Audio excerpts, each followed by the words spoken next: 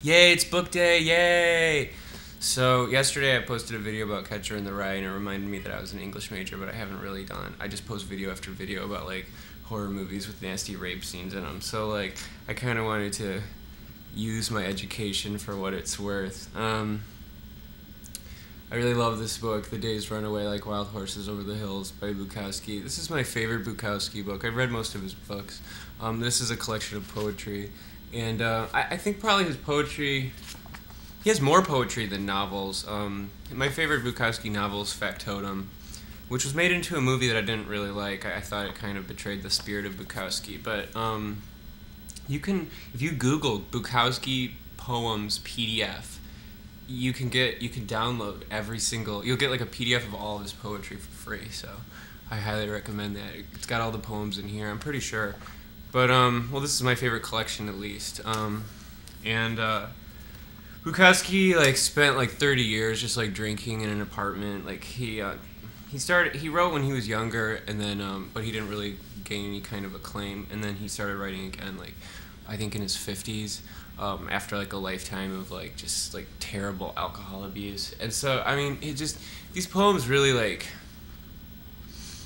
they're just really stripped down. Let me find one. There's nothing like Bukowski. Song of my typewriter. The best way to think is not at all. My banjo screams in the brush like a trapped rabbit. Do rabbits scream? Never mind, this is an alcoholic dream. Like, there's a bunch of shit. This is the most fucked shit. I mean, like, Bukowski rules.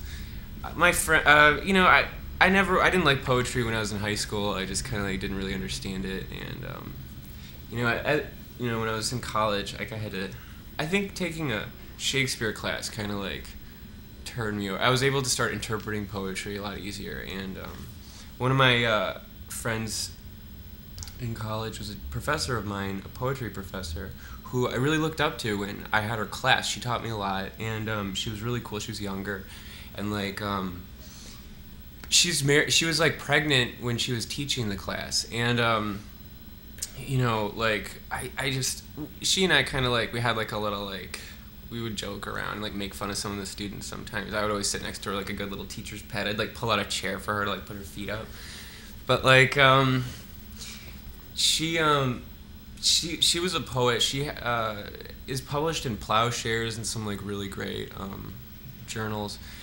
I ended up, like, you know, I'd take care of her kids sometimes, and, like, but one of the... So, I mean, I really kind of... She gave me an appreciation for poetry. But, my favorite memory ever... And... she could get fired for this, too, if someone found out. But, she... On the last day, she was teaching a freshman English class. I was a senior at the time.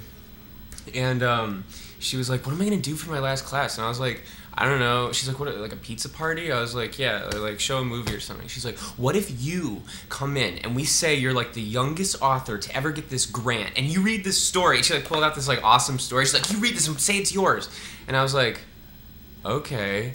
Like, I was just like shitting in my pants, but I thought it was like really funny. She's like, we can't tell anyone. And like, we came up with a fake name for me so like people couldn't look and shit. And so I go in and like, I sit down and I start like going into this story about how I'm like the youngest writer to ever do this, and that my parents were like hippies and I was like born in a barn and all this shit, and all the kids in the class were just like, because they all like really looked up to her, and she's just in the back like this,